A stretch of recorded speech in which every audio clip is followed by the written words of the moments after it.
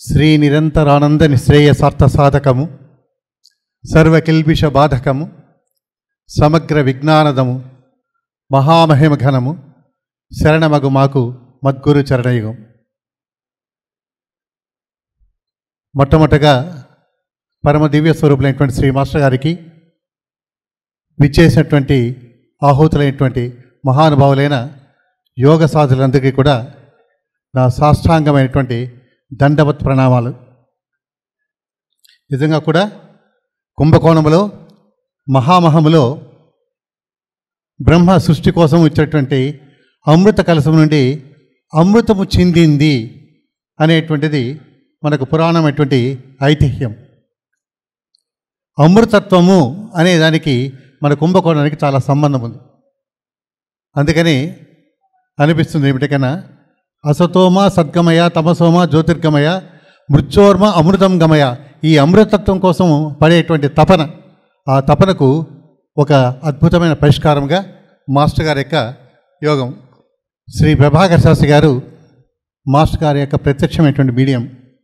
ఆంధ్రప్రదేశ్లో మాస్టర్ గారి యోగము వ్యాప్తి చెందిన వారిలో దానికి చాలా ప్రముఖమైన కృషి ప్రభాకర్ శాస్త్రి గారు.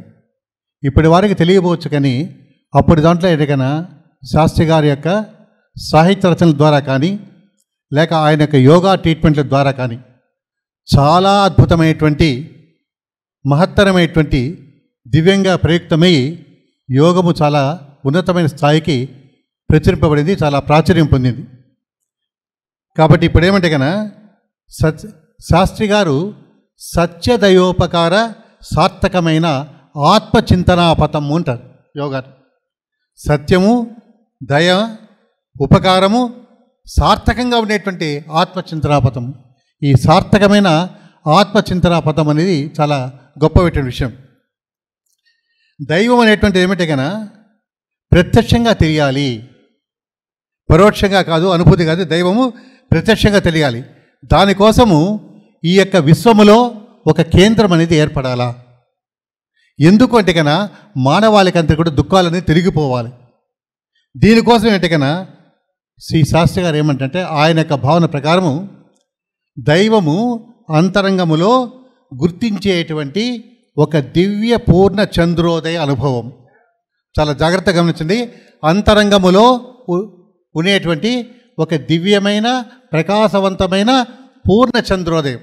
దీని చాలా ఆధ్యాత్మిక అనేది మిస్టిక్ లాంగ్వేజ్ అంటారు. ఈ మిస్టిక్ లాంగ్వేజ్లో ఎన్నెన్నో అర్థాలు వస్తాయి మామూలుగా, అది వాళ్ళ దీన్ని బట్టి. ఎవరైతే అంతరంగములో ఈ దివ్య ప్రకాశ అద్భుతమైన పూర్ణచంద్రులను అనుభవిస్తారో అట్టి వారి యొక్క ప్రజ్ఞ అనేది అందరి యొక్క అంతరంగాలలో చొచ్చుకుపోయి వాళ్ళ బాధలను తొలగిస్తుంది. అందుకే చెప్తాడు మన యొక్క దీంట్లో కూడా కోను సస్యాత్ ఉపాయాత్ర ఏనాహం సర్వదేహినం ప్రవేశస్య సతతం దుఃఖభాగవాక్ అని రంతిదేవుడు తప్పించేవాడు. ఏదైనా మార్గాంతరం ద్వారా సమస్తమైన జీవుల్లో ప్రవేశించి వాటి బాధలను వాటి దుఃఖాలను తొలగించే మార్గం ఉందా అని తప్పించేవాడు. మాస్టర్ గారి యోగం చూస్తే అది ఖచ్చితంగా కూడా బాధను తొలగించడమే కాదు, ఆ అమృతత్వాన్నే అందించడం.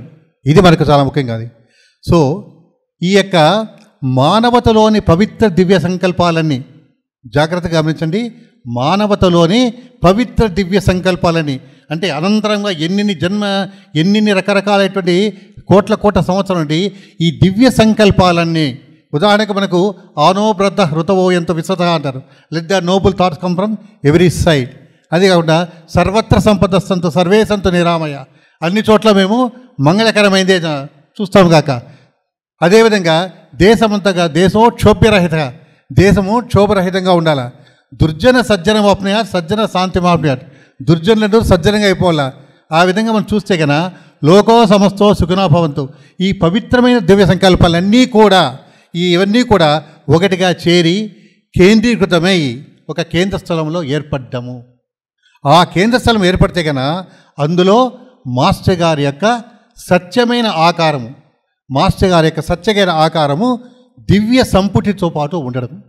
ఇది చాలా అద్భుతమైన. ఎందుకంటే కన్నా అంతరంగములో అంటే హృదయములో, అంటే సూక్ష్మ హృదయంలో, ఈ అంతరంగ హృదయంలో ఒక దివ్యమైన అద్భుతమైనటువంటి ప్రకాశవంతమైన చంద్రుని మాదిరిగా ఒక కేంద్రం ఏర్పడ్డము. ఆ కేంద్రం ఎలాంటిదంటే దివ్య సంకల్పాలతో అన్నిటి కూడుకున్నటువంటిది.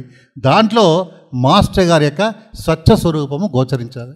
దాంతోపాటు మాస్టర్ గారి యొక్క ఇనిషియల్ ఇది ఆ యొక్క నిర్గుణతత్వము సగుణంగా కనపడుతూ సగుణము నిర్గుణము రెండు కలుపుకొని వీటికి అతీతంగా కూడా ఉండడం. భగవంతుడు క్షరుడు అక్షరుడు చలత్వం ఉంది, నిశ్చలత్వం ఉంది, వీటికి అతీతమైనది కూడా ఉంది. ఇది చాలా అద్భుతమైనటువంటి. అందుకనే ఇది మనకు అర్థం చేసుకోవడానికి చాలా తమాషగా ఉంటుంది. మనకు ఈ ప్లేయింగ్ కార్డ్స్ అంటారు, చీట్ల పేక. ఇది దేంట్లో ఏమంటే కన్నా ఒక బొమ్మ చూస్తే ఒకటి కనపడుతుంది, లోపల ఇంకొక బొమ్మ కనపడుతుంది. శాస్త్రి గారు ఏమంటారంటే కన్నా ఎప్పుడైతే మా యొక్క సాధకుల యొక్క దీంట్లో అద్భుతమైనటువంటి వాళ్ళ దీంట్లో సాధన పొంది మాస్టర్ గారి యొక్క దివ్యతత్వంతో ఏకమైతే వాళ్ళ హృదయములో ఈ విధముగా అద్భుతమైన మాస్టర్ గారి యొక్క దివ్యతత్వము ప్రతిష్ఠింపబడుతుంది. అది ఆయిల్ పెయింటింగ్ లాగా ఉంటుంది. ఈవెన్ మన ఫోటో తీసుకుంటే కూడా లోపల మాస్టర్ గారి యొక్క ఫోటో కూడా అది కనపడుతుంది అంటారు. దీన్ని ఒకరికే చెప్పాలంటే భ్రమర కీటక న్యాయం. భ్రమర కీటక న్యాయం అంటే ముందు కాలం అంటే కానీ ఈ యొక్క తుమ్మిద, ఆ తుమ్మిద కొన్ని ఏం చేస్తారంటే కన్నా ఒక తుమ్మిద లాంటి పురుగు, ఈ యొక్క దీంట్లో సంజీవిని పురుగుగా చెప్పొచ్చు ఒక రకంగా చెప్పాలంటే. ఏమిటి ఇదంటే కన్నా ఈ పటాలకు ఒక చిన్న గూడు పెట్టుకొని దాని చుట్టూ వేరే దేని పురుగుని దాంట్లో పెట్టేసి దాని చుట్టూ తిరుగుతూ ఉంటే కొన్ని దూలకి ఏమవుతుంటే కన్నా ఆ పురుగు కూడా ఈ పురుగుగా మారిపోతుంది. అందుకనే మాస్టర్ గారు నా మాదిరిగా పోలి ఉండండి అంటే ఇది చాలా అర్థం చేసుకోవడం చాలా ఉంది. దీని ఏమంటే ఇంగ్లీష్లో పన్ అంటారు, శ్లేష్మ. ఒకే దీనికి రెండు అర్థాలు ఉంటాయి. ఉదాహరణకు రాజు కువలయానందకారుడు అంటాడు. రాజు అంటే కేవలము రాజనే కాదు, నరపతి ఇదనే కాదు, చంద్రుడు కూడా. కువలయం అంటే భూమి. సో రాజు అనేవాడు భూమికి ఆనందం ఇస్తాడు, అదేవిధంగా రాజు చంద్రుడు అనేవాడు కూడా భూమికి ఆనందం ఇస్తాడు. ఇట్లా అదేవిధంగా మాస్టర్ గారి యొక్క దివ్యతత్వం అనేది లోపల సుప్రతిష్ఠితమై అది స్పష్టంగా కనిపెట్టేట్లుగా విస్పష్ట దర్శనమై ఈ విధంగా అయితే కన సాధకులందరూ కూడా ఏకమై ఏమంటే కన ఒక నూతనమైనటువంటి ఈ వైశ్విక ధర్మాలను కాస్మిక్ క్లాసును తయారు కావాల. అదే మాస్టర్ గారి యొక్క యోగములు. ఎప్పుడైతే యోగ సాధకులు ఈ విధంగా స్టాండ్ అవుతారో, సెంటర్ ఈ విధంగా ఫిక్స్ అవుతుందో ఆ పరిధిలో ఎన్నో సెంటర్లు, దాన్ని మనము చాలా చెప్పేది కూడా లేకపోతుంది. కాబట్టి ఆత్మ స్వాతంత్రము పొందాలా.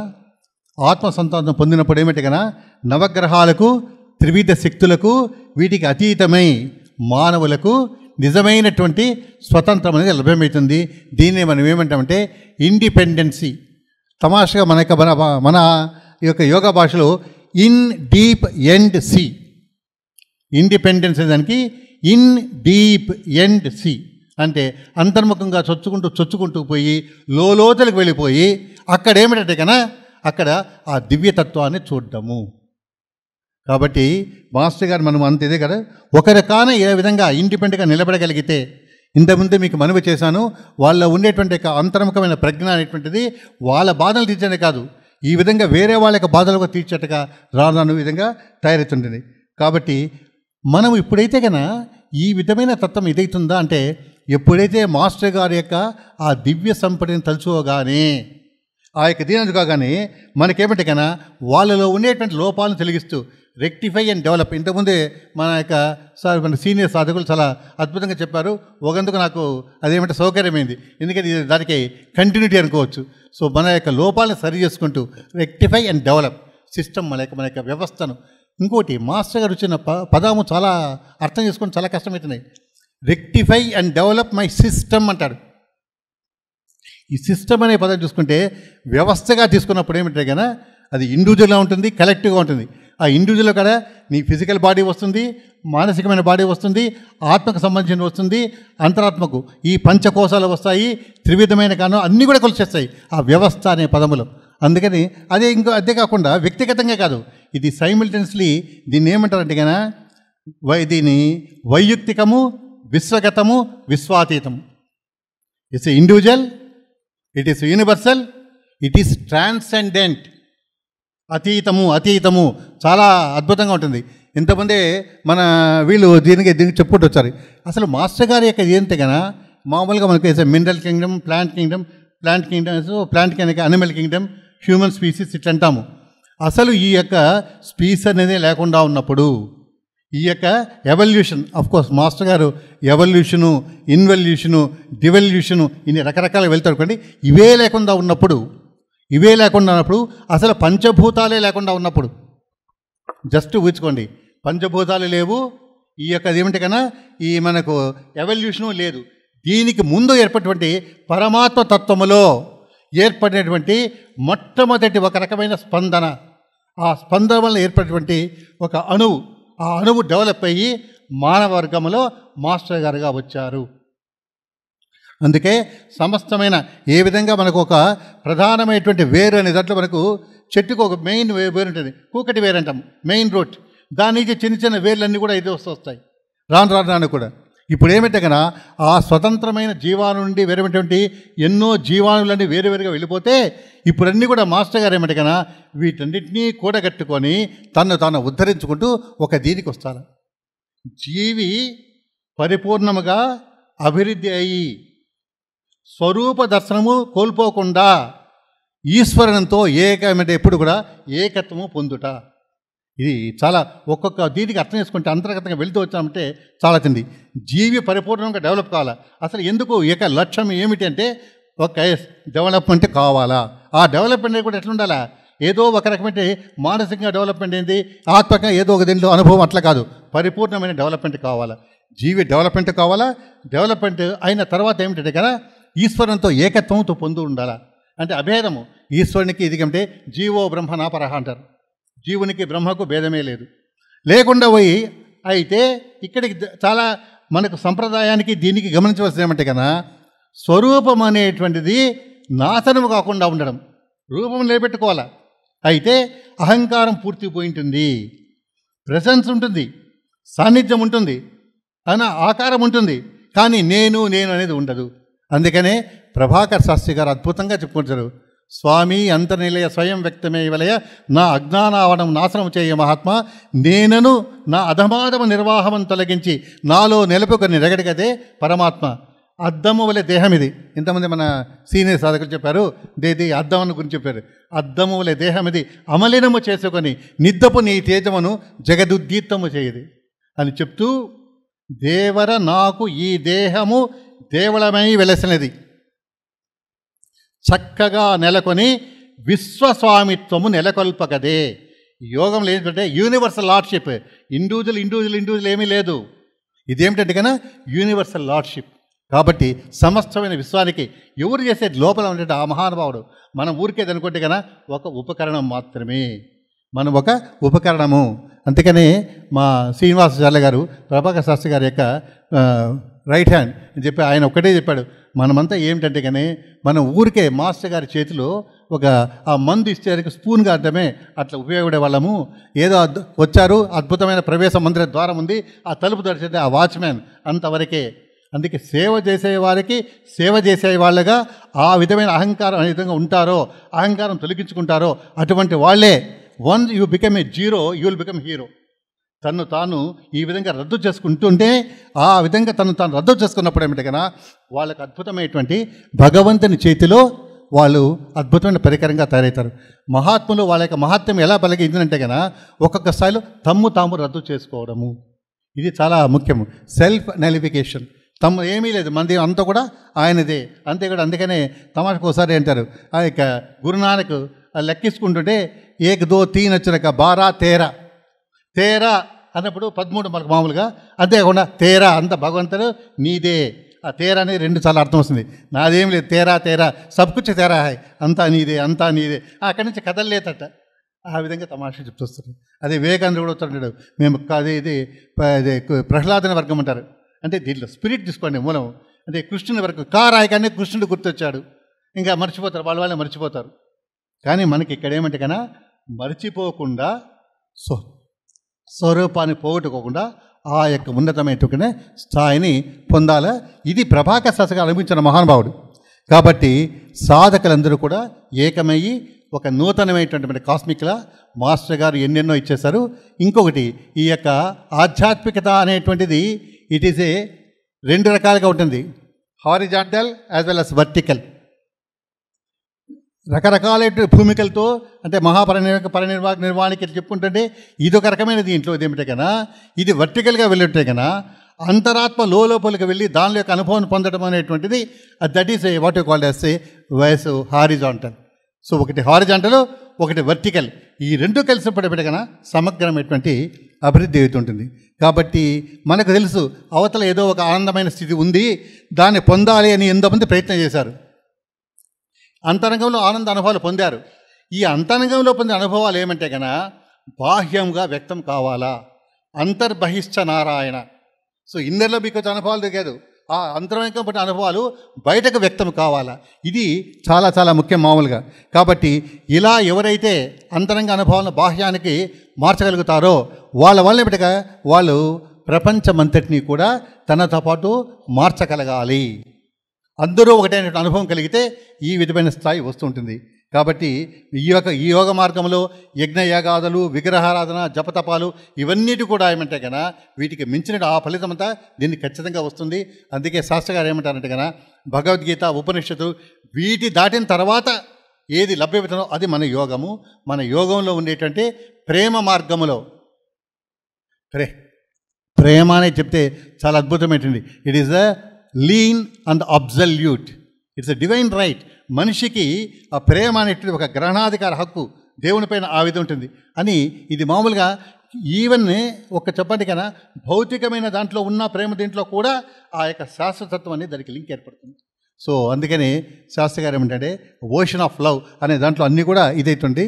ఈ శూన్యము నుండి సృష్టి నిల్ నుంచి అయ్యి ఫుల్కి వెళ్ళాలి అనేటువంటిది ఉంటుంది.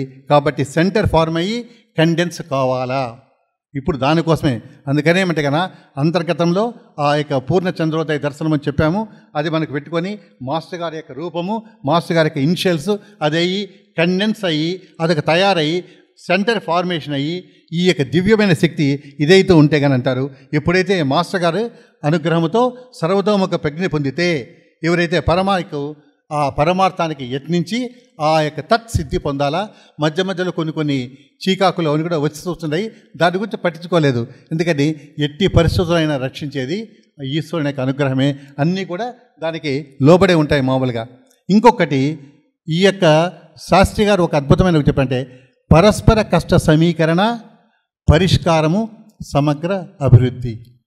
కాబట్టి గ్రూప్ ప్రేయర్స్ ఈ వీటికంతా ఏం చెప్తున్నామంటే కదా మొత్తం అందరూ కూడా కలిసి బృందంగా గ్రూపుగా ప్రార్థన చేయడం వల్ల ఒకటి, ఎందుకంటే ఈ యోగంలో ఏ ఒక్కడు ప్రత్యేకంగా కడతీరతాలడు, దాన్ని చాలా అద్భుతంగా చెప్తారు మామూలుగా అంటారు.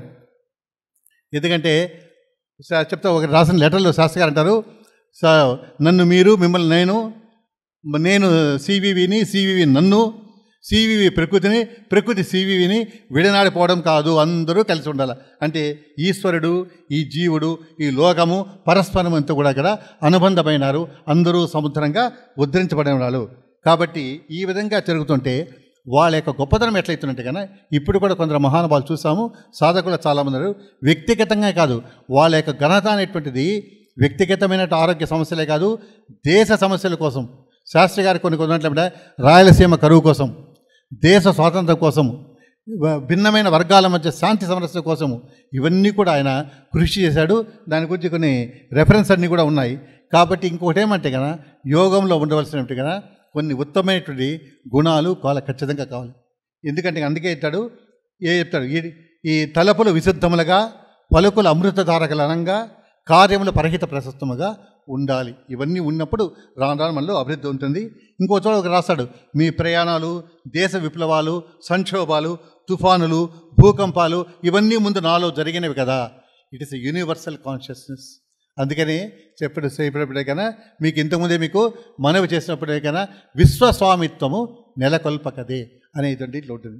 కాబట్టి అంతరంగ దివ్య ప్రకాశ పూర్ణ చంద్రోదయ దర్శనము పొంది అదే ఇక ఈ ఆహార దానం ఫుడ్ సప్లై అది కూడా చేయడము, రకరకాల ప్రయోగాలను కూడా చేశాడు.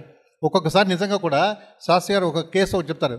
ఆయనకు ఒక లెటర్ రాస్తాడు, నాకు కళలో విధంగా అనిపించింది, ఎంతో నాకు ఒకరికి ఏమంటే కన్నా హార్ట్ ప్రాబ్లం ఉంది అంటే కళలోనే ఈయనకు ఒక కళ వచ్చింది, గుండె దగ్గర ఏమిటే కన్నా ఎవరికైతే నొప్పి పడుతున్నారో తల వాళ్ళ దగ్గర పెట్టుకుంటే ఆ యొక్క హార్ట్ బీట్ విని అది సరిపోవాలని ప్రార్థన చేసుకుంటే సరిపోతుంది. ఇది కళలోనే.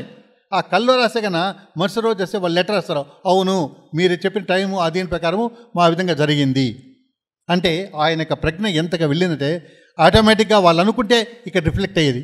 కొన్ని టెలిగ్రామ్లు ఒకే రోజున వితిన్ 3-4 అవర్స్ బాగలేదు అంటే బాగైంది అంటే వెంటనే రిమాక్స్.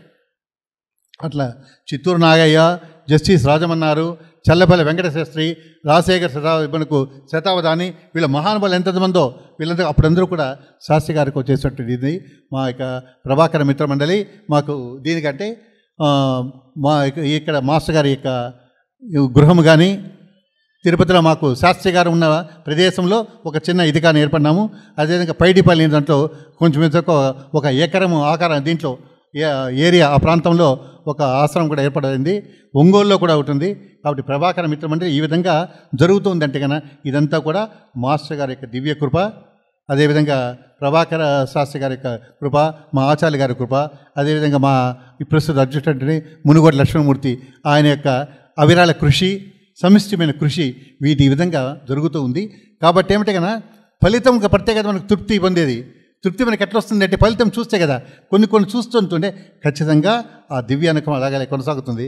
అదే అంటారు శాస్త్రి గారు, ఎవరి దగ్గర బాధపడితే ఈ మాట ఫలితం చూస్తేనే కదా మనకు తృప్తి అనుకుంటే అవిట్టం రోజు ధనిష్ట